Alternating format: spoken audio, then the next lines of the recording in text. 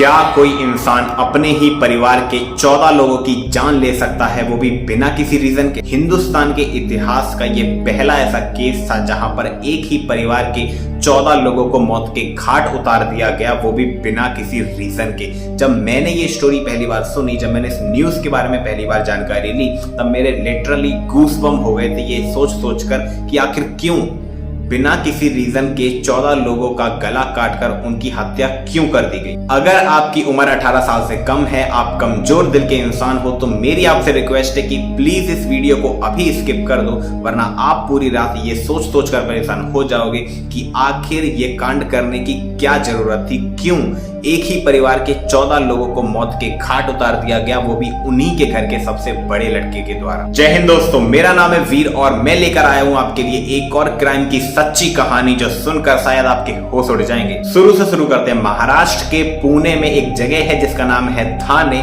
वहीं पर ये फैमिली रहा करती थी जिसका नाम था वारेकर फैमिली। अनवर वारेकर इस फैमिली के मुखिया थे और उनकी एक पत्नी थी और उनका एक लड़का था और उनकी एक बहू भी थी और उन्हीं के लड़के के 2 बच्चे भी थे, जिसमें से एक बच्ची केवल 4 महीने की थी और उसी के साथ अनवर वारेकर की 4 लड़कियां भी थी, जिनमें से 3 की शादी हो चुकी थी, लेकिन चौथी लड़की दिमागी रूप से थोड़ी कमजोर थी, इसीलिए उसका इलाज चल रहा था, उसकी अभी शादी नहीं हुई थी। ये पूरा कांड होता है 28 फरवरी 2016 को, लेकिन इसकी शुरुआत हो जाती है 27 फरवरी 2016 से ही।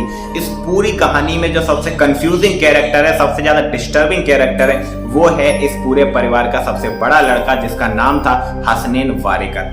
वारेकर फैमिली वैसे तो काफी ज्यादा पढ़ी लिखी थी, अच्छा खासा पैसा था, समाज में अच्छी खासी इज्जत थी और अपने काम से काम रखते थे।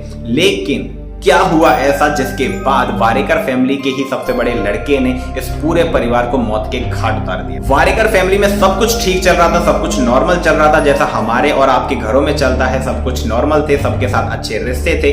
लेकिन जो इनका बड़ा वाला लड़का था उसने कॉमर्स से अपनी ग्रेजुएशन कर रखी थी, उसकी अच्छी खासी नौकरी थी, लेकिन बाद में फिर किसी सिचुएशन की वजह से उसकी नौकरी छूट जाती है और फिर वो घर पे बैठ जाता है अकेला और कुछ बिजनेस करने का सोचता है, जिसकी वजह से वो काफी ज्यादा कर्जा ले लेता है, यानी कि लोगों से काफी ज्यादा पैसा उधार ले लेता है और वो काफी ज्यादा कर्जे में होता है, लेकिन इसकी भनक उसके परिवार वालों को नहीं होती। तो एज यूजुअल हमेशा की तरह इस सैटरडे भी ये लोग मिलने वाले थे और गेट टुगेदर करने वाले थे, पार्टी शार्टी करने वाले थे। लेकिन जो इनका लड़का होता है, वो जो उसकी बहनें होती हैं, उनके जो शौहर होते हैं, उनको मना कर देता है, उनको इन्विटेशन नहीं देता है और केवल अपनी बहनों को ही पार्टी के लिए बुलाता है। और इसी के साथ साथ 3 और लोग थे जिससे इसने उधार ले रखा था, ये उनको भी पार्टी करने के लिए बुलाता है। बेसिकली ये उसी के रिश्तेदार होते हैं जिनसे इन्हें पैसे उधार लिए होते हैं, तो ये इनको भी अपने उस गेट टुगेदर पे पार्टी करने के लिए बुलाता है। लेकिन किसी भी रीजन से, किसी भी कारण से वो जो 3 लोग थे जिससे इसने उधार ले रखा था, वो लोग इसके घर पे नहीं आते गेट टुगेदर करने के लिए। हो सकता है किसी की तरीके से बिजी हो, लेकिन जो इसकी बहनें थी, जो 3 बहनें थी, चौथी बहन तो इसके घर पे रहती थी क्योंकि वो दिमागी रूप से कमजोर थी, लेकिन जो 3 बहनें थी उसमें से 2 बहनें इसके घर पे आ जाती हैं अपने बच्चों को लेके,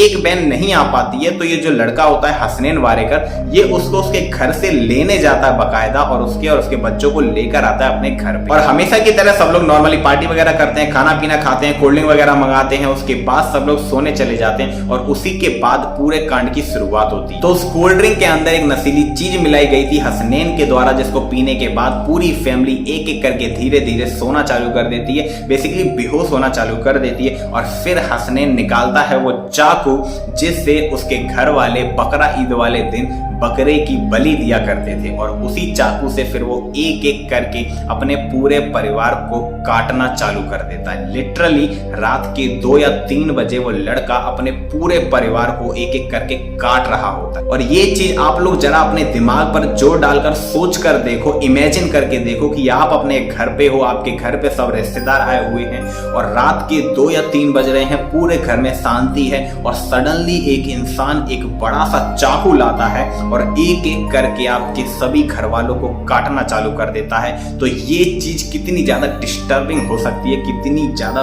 ब्रूटल हो सकती है किसी भी नॉर्मल इंसान के लिए, किसी भी नॉर्मल इंसान को सदमे में लाने के लिए। आई थिंक ये चीज काफी। सबसे पहले वो अपने घर के फर्स्ट फ्लोर पर जाता है जहां पर उसके माँ बाप थे, उसकी बहनें थी, उसकी बीवी थी और उन्हीं में उसकी 4 महीने की एक छोटी सी बच्ची भी थी जिसने अभी 4 महीने पहले ही इस दुनिया में जन्म लिया था। और एक एक करके वो सबको काटना चालू कर देता है। लेकिन जो उसकी माँ होती है वो पूरी तरीके से बेहोश नहीं हो पाती है, उसमें अभी भी थोड़ा सा होश बाकी होता है। वो बात कर सकती थी, समझ सकती थी, देख सकती थी कि उसका लड़का क्या कर रहा है। और फिर वो अपने लड़के के सामने लिटरली गिड़गिड़ाना चालू कर देती है और उससे रिक्वेस्ट करती है। वो बताती है कि हसनैन, मैं तुम्हारी माँ हूँ, तुम मेरे साथ ये क्या कर रहे हो और इसका क्या मतलब निकल रहा है। लेकिन वो लड़का पता नहीं क्या उसकी बुद्धि पर सवार था, कहाँ उसका दिमाग चला गया था, वो बिल्कुल नहीं सुनता और एक एक करके अपने माँ बाप के साथ साथ, अपनी बहनों के साथ साथ, इवन उनके जो बच्चे थे, टोटल 16 लोग थे उस दिन उस घर के अंदर,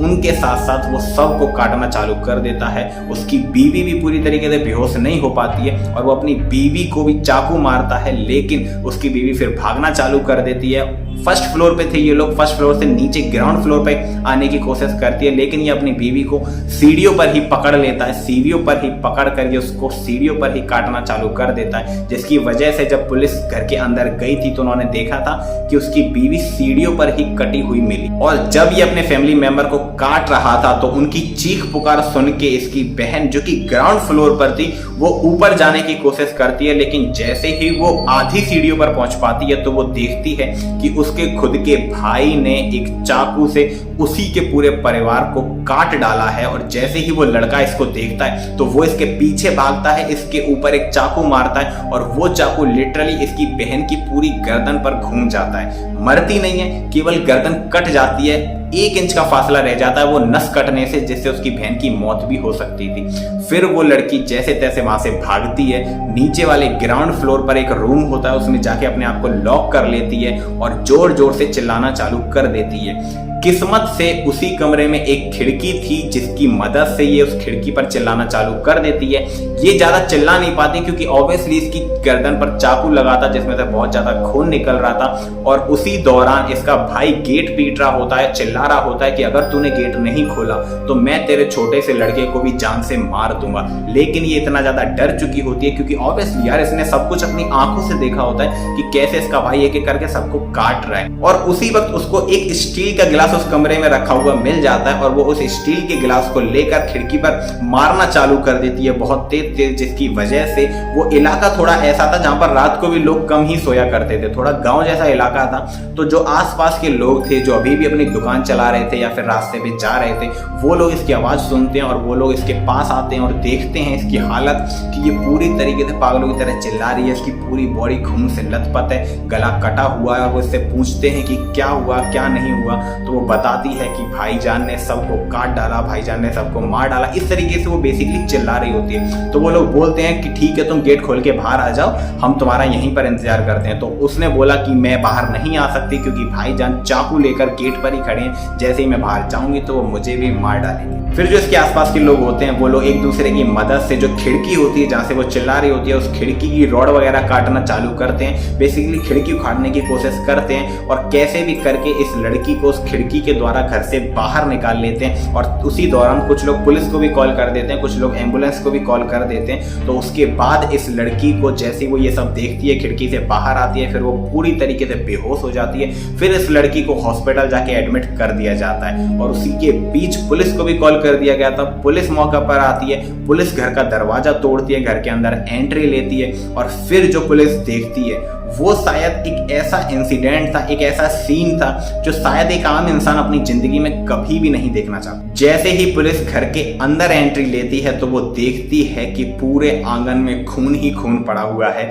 जैसे ही आंगन की तरफ से वो सीढ़ियों की तरफ नजर डालती है तो वहां पर हसनैन की बीवी कटी हुई डली थी, यानी कि उसकी पूरी बॉडी पे चाकू के निशान थे, उसकी गर्दन कटी हुई थी, पूरी सीढ़ियां खून से लथपथ थी। फिर जब पुलिस ऊपर जाकर देखती है तो ऊपर का माहौल बहुत ही ज्यादा गंदा होता है क्योंकि वहां पर उसके माँ बाप कटे हुए पड़े थे, उसकी बहनें कटी हुई पड़ी थी, इवन बच्चे कटे हुए पड़े थे। और जो हसनैन की 4 महीने की बच्ची थी, 4 महीने की बच्ची, समझ रहे हो, मतलब अगर आप हाथ पे इस तरीके से रखोगे ना तो इस तरीके से आपकी गोद इस हाथों पे आ जाएगी 4 महीने की बच्ची। उसको भी इसने नहीं छोड़ा था, इसने उसको भी काट डाला था। और बाद में सबको मारने के बाद इसने खुद भी जाकर फांसी लगा ली। और जब पुलिस ने इसकी बॉडी को फांसी पे लटकता हुआ देखा तो एक जो चीज सबसे ज्यादा शॉकिंग थी वो चाकू, वो चाकू जिससे इसने पूरे घर को काट डाला था, वो चाकू अभी भी उसके हाथ में था और उसने उसको बहुत टाइट, बहुत ही कस के पकड़ा हुआ था। यानी कि फांसी पे लटका है, मर चुका है, चाकू उसने फिर भी नहीं छोड़ा। यानी कि आप सोचो कि कितना ज्यादा मेंटली गुस्से में उसने ये सारे काम किए होंगे कि वो चाकू उससे गुस्से में अभी तक नहीं छूटा, इवन मरने के बाद भी। एक ही परिवार के 14 लोगों की मौत हो चुकी थी, कोई भी जिंदा नहीं बचा था। अब पुलिस के पास केवल एक ही एविडेंस था, एक ही सबूत था, एक ही गवाह था, वो थी वो लड़की जो बच गई थी, जिसकी गर्दन पे एक चाकू का निशान लग गया था। बाद में जब डॉक्टर ने बताया कि ये लड़की काफी ज्यादा खुशकिस्मत है, जिसकी वजह से वो चाकू 1 इंच दूरी से रह गया, वरना वो जो नली होती है ना सांस लेने की, वो भी कटने ही वाली थी। और जैसे ही वो चाकू 1 इंच थोड़ा सा और गहराई में जाता ना, तो वो लड़की भी वहां पर मर जाती और 14 की जगह 15 लाशें उस घर से आपको निकालनी पड़ी। बाद में जब पुलिस ने उस लड़की से इस बारे में पूछा कि ये सब क्यों हुआ, कैसे हुआ, क्या रीजन था, तो उस लड़की ने डिटेल में एक-एक करके पूरी जानकारी देना चालू करी और बताया कि कैसे वो ग्राउंड फ्लोर पर थी और जैसे ही रात के 2 या 3 बज रहे थे तो एकदम से लोगों के चिल्लाने की आवाजें आने लगी, चीखने की आवाजें आने लगी। तो उसने जब टॉप फ्लोर पे यानी कि फर्स्ट फ्लोर जो था उस पे जाने की कोशिश करी, देखने की कोशिश करी कि आखिरकार हो क्या रहा है। तो वो देखती है कि उसी का भाई चाकू से उसी के पूरे परिवार को मार रहा है, उसने ऑलमोस्ट सबको मार दिया है। तो वो डर के मारे नीचे भागती है। बाद में वो डिटेल देती है कि ऐसी ही सेम घटना 4 साल पहले यानी कि 2012 में भी हो चुकी थी, जब उसके परिवार के सभी लोग एकदम से बेहोश हो चुके थे। लेकिन उस वक्त इस चीज को फूड पॉइजन के नाम से टाल दिया गया था, यानी कि लोगों ने बोल दिया था कि शायद खाने में कुछ हो सकता है जिसकी वजह से आप लोग बेहोश हो गए थे। लेकिन उस टाइम भी शायद हसनैन वारिकर इसी घटना को अंजाम देने वाला था, लेकिन उस वक्त वो कामयाब नहीं हो पाया। लेकिन उसके 4 साल बाद उसने दोबारा हिम्मत जुटाई और दोबारा इस पूरे के पूरे कांड को अंजाम दी। पूरी तहकीकात करने के बाद पुलिस के सामने कुछ चीजें आई। सबसे पहला रीजन था कि हसनैन ने काफी लोगों से उधार ले रखा था, तो हो सकता था कि वो उस कर्जे की वजह से थोड़ा डिप्रेशन में हो। और दूसरी चीज, हसनैन की जो चौथी बहन थी यानी कि जो दिमागी रूप से थोड़ी कमजोर थी, उसके साथ भी हसनैन ने कभी कुछ उल्टी सीधी चीजें करने की कोशिश करी जो कि उसके माँ बाप ने देख ली थी। और बाद में वो चीज उसकी माँ ने उसकी बहनों को, जो ठीक 3 बहनें थी ना, उनको बता दी थी। तो वो चीज हसनैन को शायद काफी ज्यादा बुरी लग गई और काफी ज्यादा उसके दिल पर लग गई और उसको शायद बेइज्जती सी महसूस हुई। और कहीं ना कहीं अपने ही अंदर वो इस चीज को लेकर घुटता रहा और खुद को मारने की बजाय उसने ये सोचा कि क्यों ना मैं पूरे परिवार को ही मार दूं, उसके बाद खुद को मार दूं, तो ये बात यहीं पर खत्म हो जाएगी। तो ये भी एक रीजन हो सकता था इस पूरी वारदात। लेकिन जब पड़ोसियों से पूछा गया कि हसनैन किस प्रकार का आदमी था, वारिकर फैमिली किस प्रकार की फैमिली थी, तो पड़ोसियों ने बताया कि वारिकर फैमिली बहुत ही ज्यादा पढ़े लिखे थे, पैसों से भी ठीक ठाक थे, कोई किसी तरीके की प्रॉब्लम नहीं थी, सबसे बहुत अच्छी तरीके से बात करते थे। और स्पेशली जो हसनैन था वो छोटे से लेके बड़े तक, यानी कि जब तक उसकी डेथ नहीं हुई थी तब तक वो वहीं पर पला बड़ा और सब लोग उसकी बहुत ज्यादा तारीफ किया करते थे। बहुत ज्यादा अच्छा और बहुत ही ज्यादा समझदार लड़का बताया करते थे कि कोई भी ऐब नहीं थे, कभी गुंडागर्दी नहीं करी, हमेशा अपने घर में ही रहता था, सबसे अच्छी तरीके से बात करता था, बड़ों के हमेशा आदर करता था, उनसे सर झुकाकर ही बात किया करता था। यानी कि एक कोई रीजन ही नहीं है इस बात को डिफाइन करने का कि एक ऐसा लड़का जो अच्छा खासा है, मेंटली अच्छा खासा है, किसी से कभी कोई ऐब नहीं, किसी तरीके की कोई गंदी आदतें नहीं, और वो लड़का ऐसा काम कर देगा कि वो अपने ही परिवार के 14 लोगों को काट डालेगा। आखिर में जाकर पुलिस को ये डिसीजन लेना ही पड़ा कि इस पूरे हत्याकांड के पीछे हसनैन का ही हाथ था और उसी ने एक एक करके अपने पूरे परिवार को काट डाला और बाद में खुद उसने फांसी लगा ली। लेकिन अगर बोला जाए कि इस पूरे हत्याकांड का पर्टिकुलर रीजन क्या था वो रीजन जिसकी वजह से पूरा का पूरा कांड हुआ, तो वो आज भी एक रहस्य बना हुआ है। कोई नहीं जानता, केवल हसनैन ही ये चीज जानता था कि वो ये सब क्यों कर रहा है, लेकिन उसने भी फांसी लगा ली। तो ये केवल और केवल एक सस्पेंस स्टोरी ही बनकर रह गई और बाद में पूरे के पूरे कांड पर लोग अंदाजा ही लगाते रहे। उस जगह के लोग यानी कि उस आसपास में जितने भी लोग रहते हैं वो आज भी उस घर की तरफ जब देखते हैं ना तो उनकी हाथ पैर कांप जाते हैं, क्योंकि आप खुद सोचो ना यार, एक घर से 14 लोगों के जनाजे जब निकलेंगे लाइन बाई लाइन, तो वो कितना ज्यादा डरावना और कितना ज्यादा मतलब हिला देने वाला सीन होगा। कि एक ही घर से 14 लोगों की डेड बॉडी जा रही है, वो भी एक ही रात के अंदर। तो ये कितना ज्यादा डिस्टर्बिंग सीन है। इसीलिए मैं वीडियो की स्टार्टिंग में बार बार बोल रहा था कि भारत के इतिहास का ये इकलौता ऐसा हत्याकांड है जिसमें रीजन ही नहीं पता चला कि क्यों इस चीज को अंजाम दिया गया, क्यों एक ही परिवार के 14 लोगों को मार दिया गया। आपको रीजन ही नहीं पता चलेगा कि वो क्या पर्टिकुलर रीजन था, कोई भी स्ट्रॉन्ग पॉइंट नहीं मिलेगा। बेशक आप अंदाजे लगाते रहो, लेकिन जो पर्टिकुलर रीजन था, जो एक्चुअल में रीजन था, वो केवल और केवल हसनैन ही जानता था और हसनैन ने भी अपने आप को फांसी लगा ली। खैर दोस्तों, अगर आपको क्राइम स्टोरीज देखना पसंद है, आपको थ्रिलर स्टोरीज देखना पसंद है, तो प्लीज इस चैनल को सब्सक्राइब कर लेना, क्योंकि इस चैनल पर मैं आपको बहुत ही अलग अलग स्टोरीज सुनाने वाला हूं, जिसकी वजह से आपको काफी कुछ सीखने को भी मिलेगा कि इंसान को किस तरीके से परखा जाता है और कोई इंसान किस तरीके से पलट सकता है। जय हिंद।